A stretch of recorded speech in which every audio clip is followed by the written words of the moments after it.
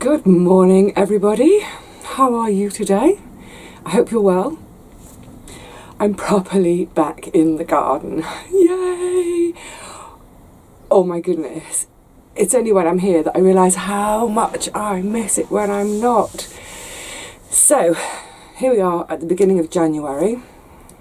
What's the date? I don't know, we're about a week into January. I'm a little bit tardy with getting out here to share the January tour of the garden. Better late than never. So, oh my goodness.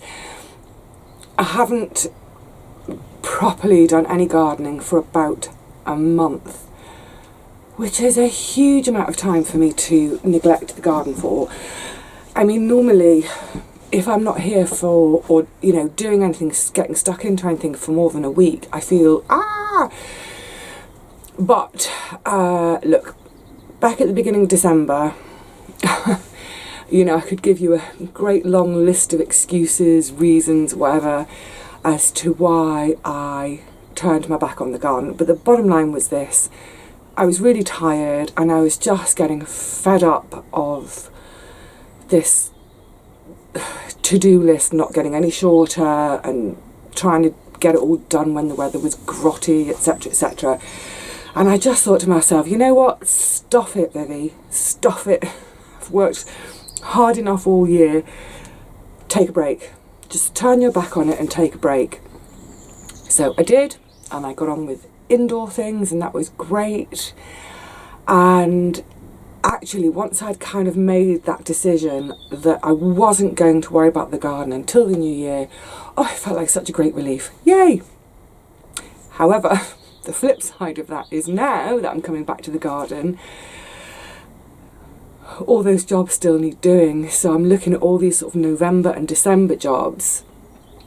I reckon, I'm hoping within the next couple of weeks or so, at least by the end of January, to get all of those things done. It's mainly getting the beds covered and sorting out the cold frame, the break, and just or sorting out my tools, doing all my tool maintenance. So yes, I'm kind of now weighing up these two sets of emotions. That fantastic relief I felt, I think it was about the 10th of December, that fantastic relief I felt when I gave myself permission to walk away from the garden, weighing that up with how I feel now that I have to do all those jobs into the new year.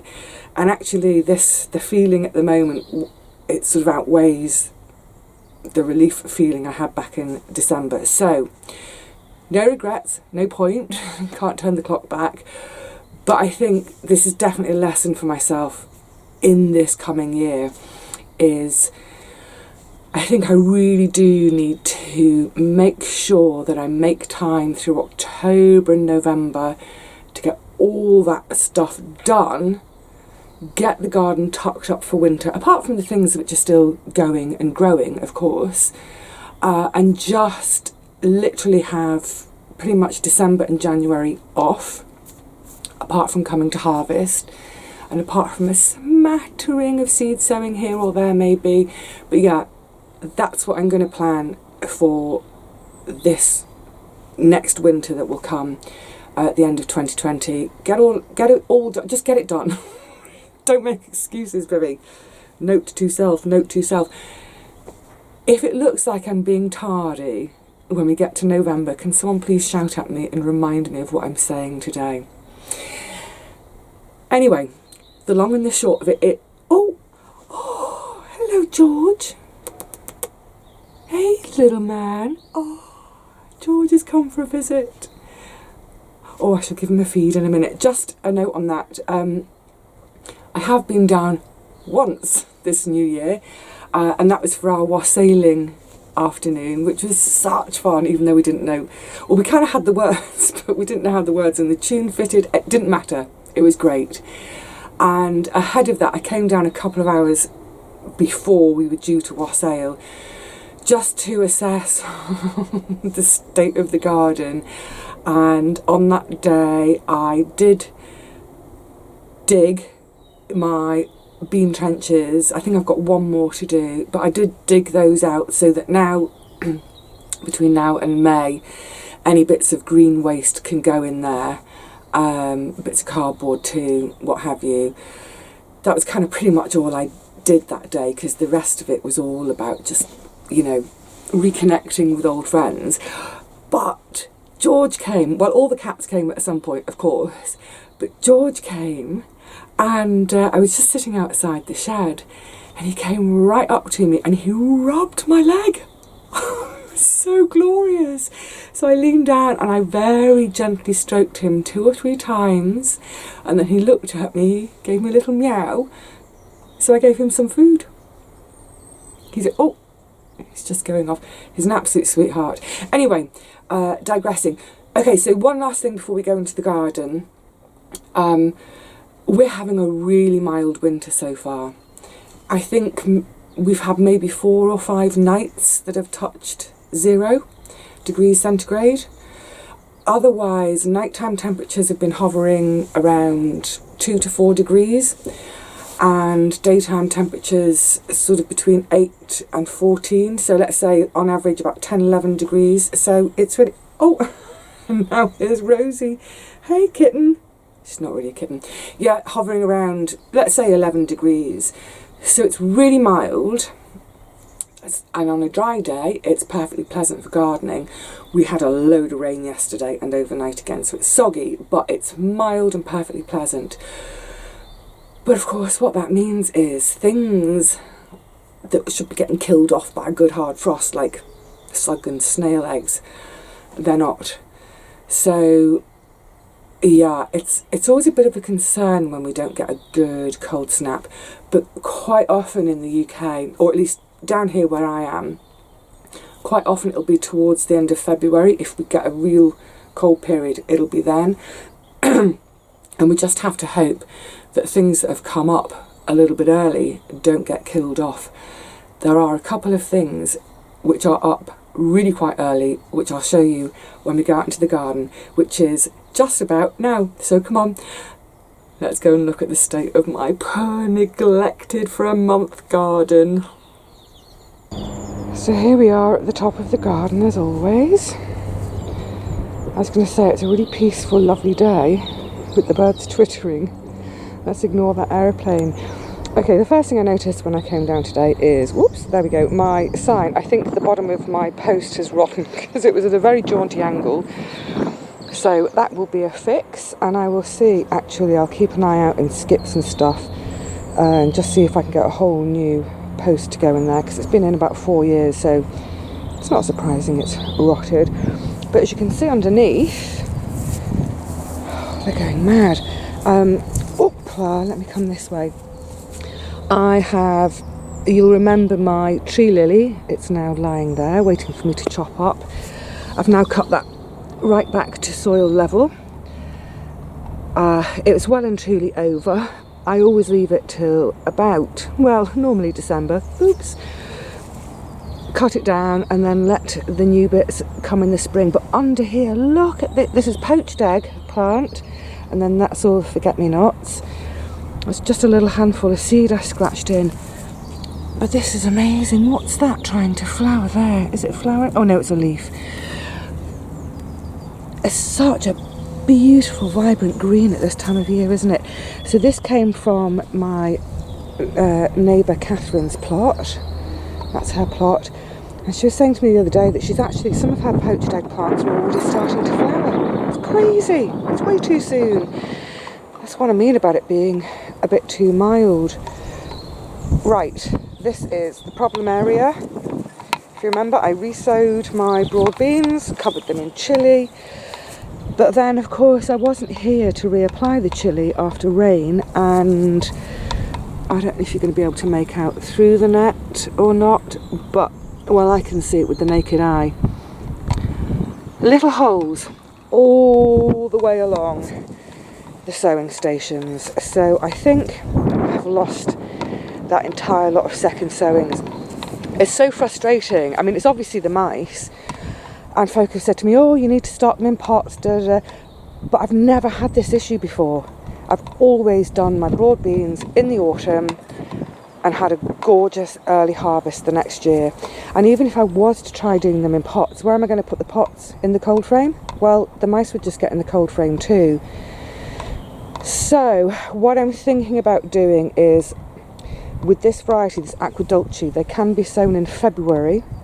And what I'm thinking about is starting them at home, but outside of my home, where there are no mice.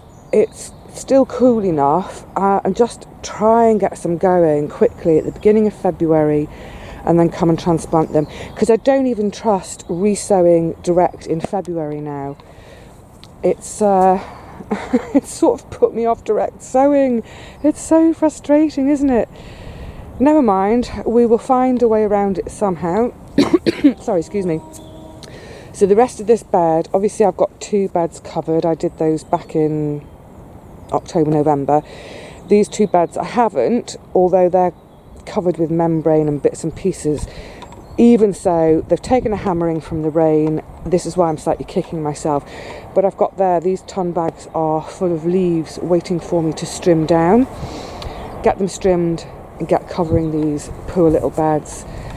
You can probably see here, this is where I've dug out my bean trenches, and then literally over the coming 3 months or so, every time I have any kitchen waste or literally any detritus from the garden, sometimes I chuck a few cabbage leaves away, whatever it is, that will go in the trenches along with some cardboard, perhaps some of my shredded paper from home.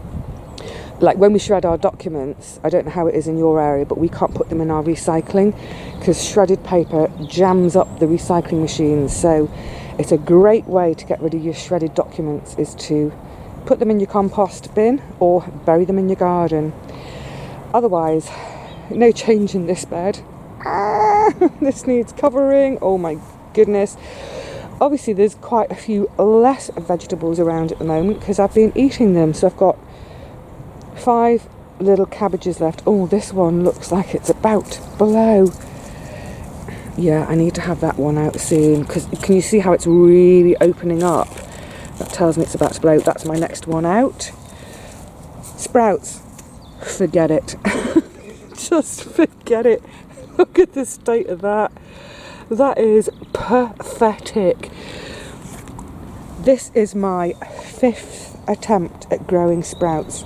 I do not know why I cannot grow sprouts, but apparently I cannot. And you know what? I'm not going to bother again. The leftover seed I've got, I shall give to other folk who can grow sprouts, namely Paul. Oh my goodness, the chard and the beetroot are still coming. The chard, this is such poor wind. Oh, that's too much. It's chilly.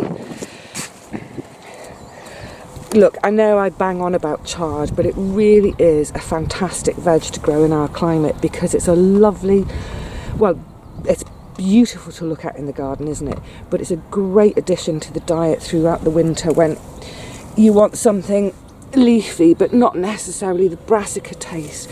I mean, just look at the colour and this beautiful glossy lushness. Oh, wonderful.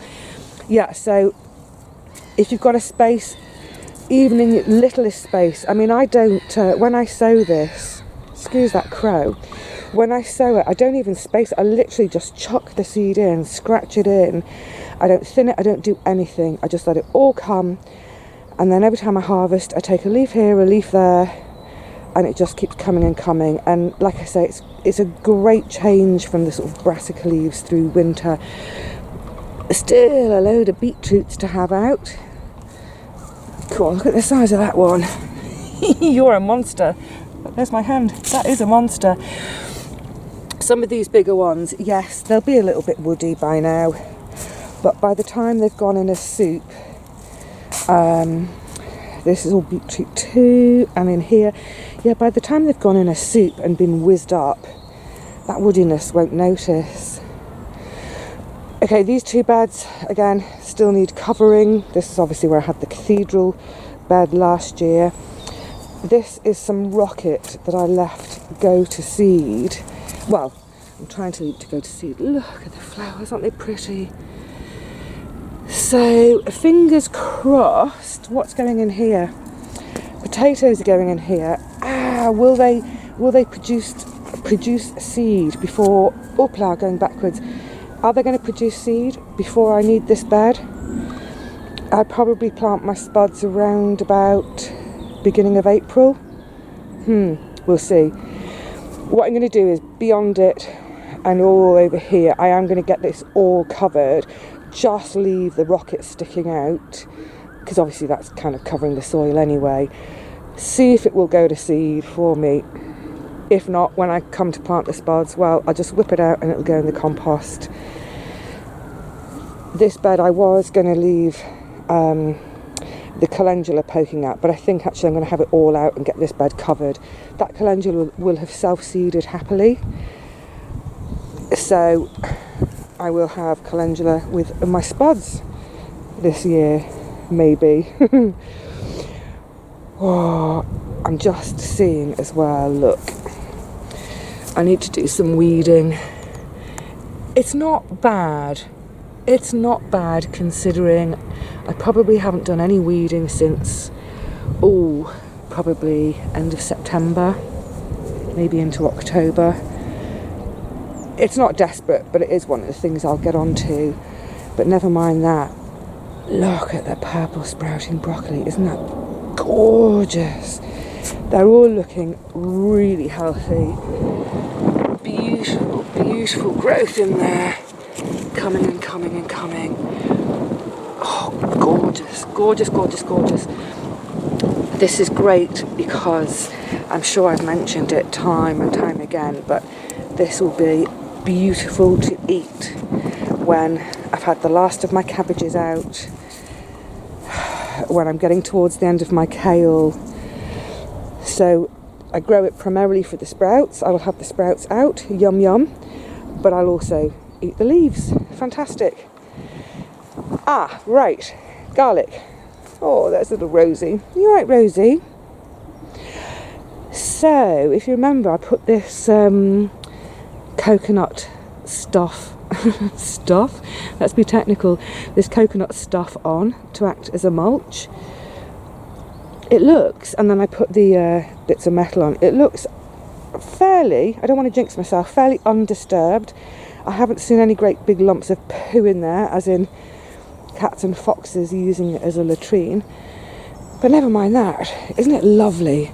Isn't it lovely to see all these shoots of life? Gorgeous.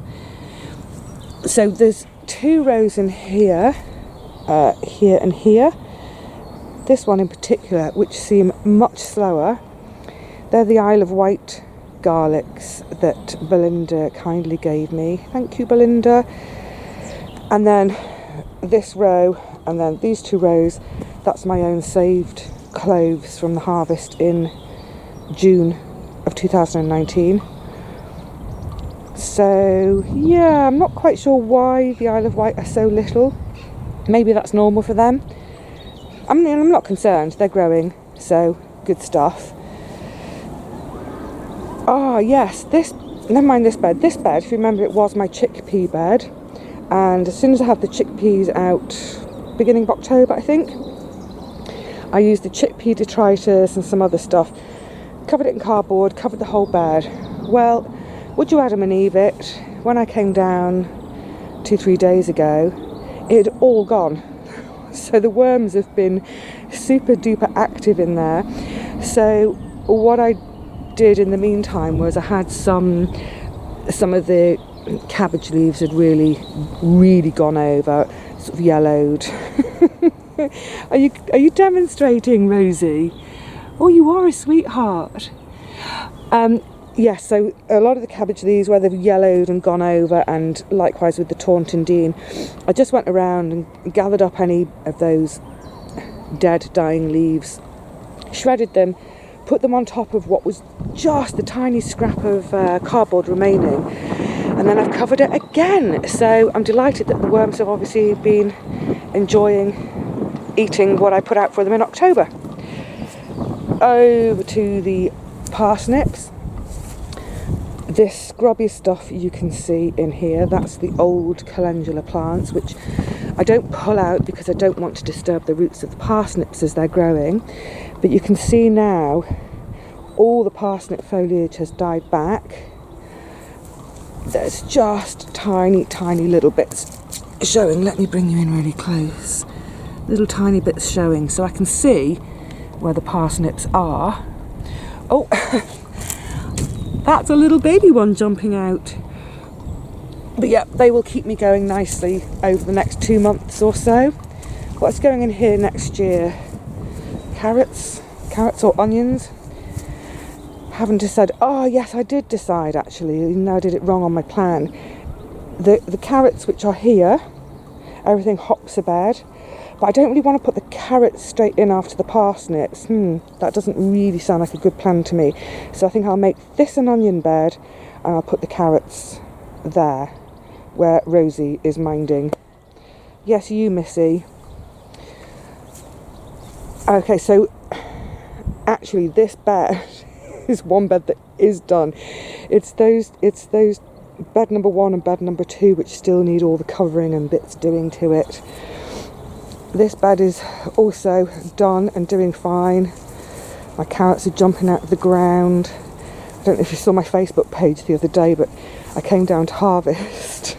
The first one I pulled out was so massive I didn't need to get any more out.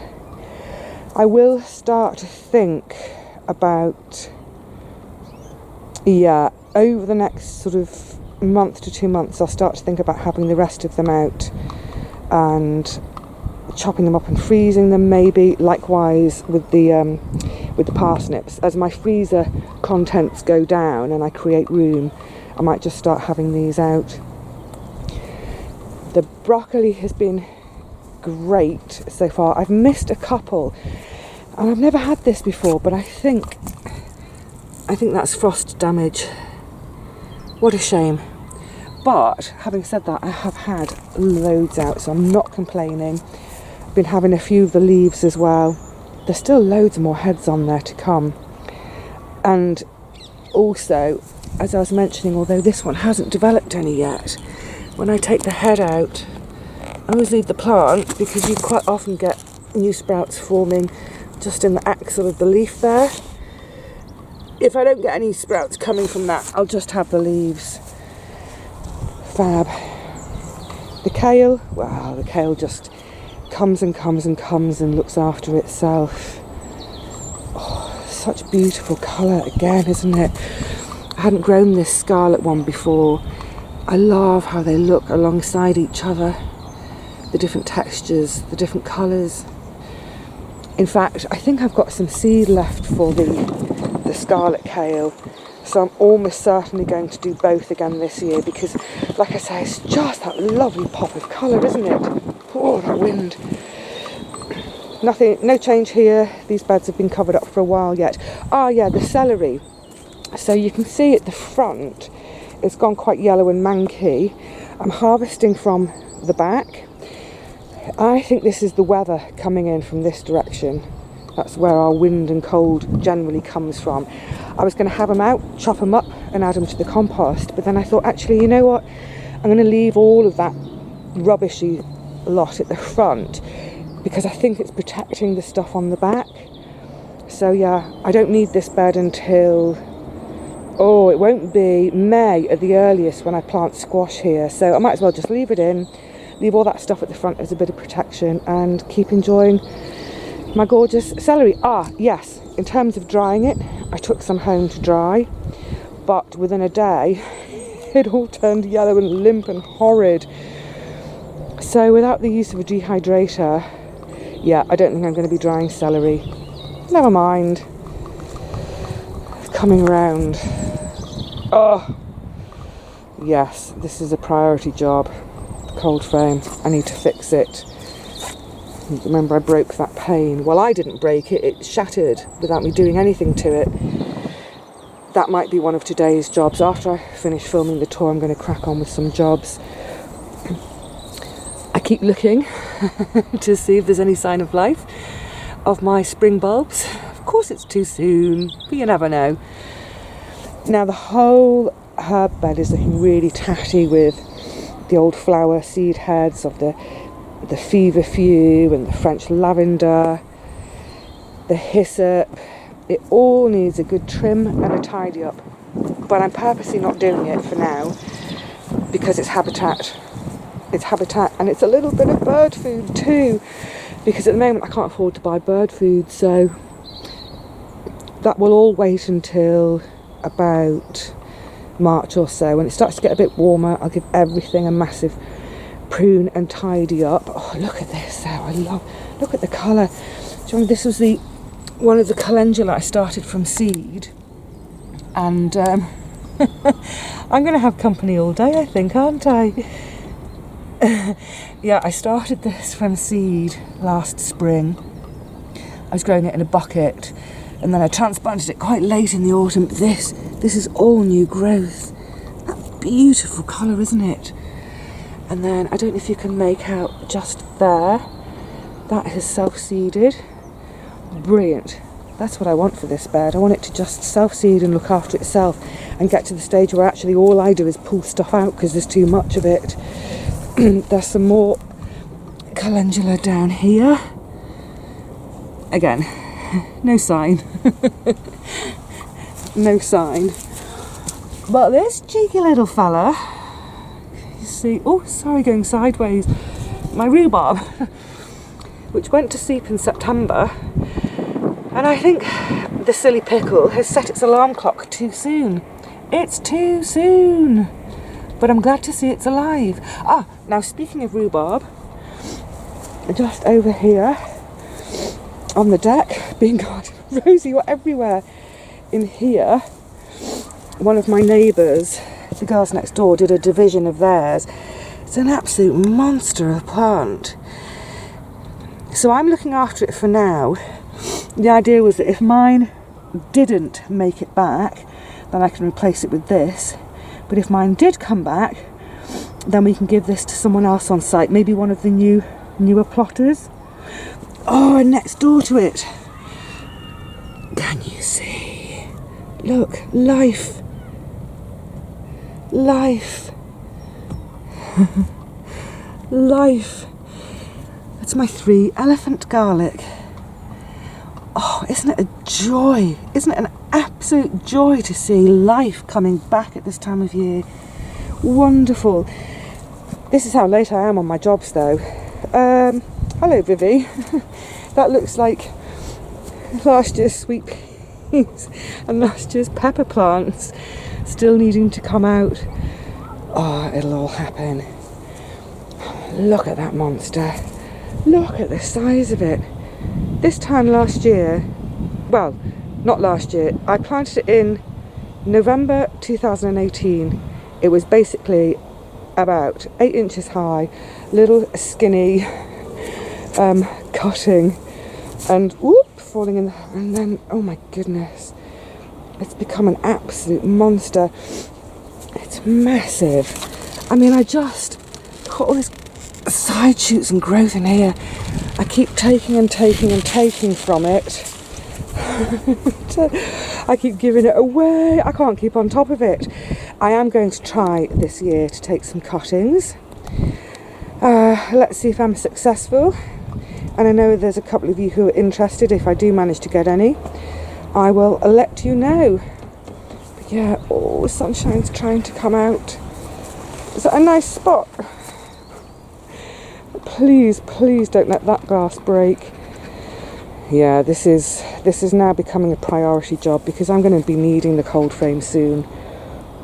I think that's what I'll do after I've finished. Well, we're pretty much finished with the tour now. I think I'm going to get on and have a bit of a doing day. You know, actually having a look at it, it's not that bad, is it? It's not that bad considering it's been neglected for 4 weeks. Just need to get those beds covered and then I've caught up on 2019 finally.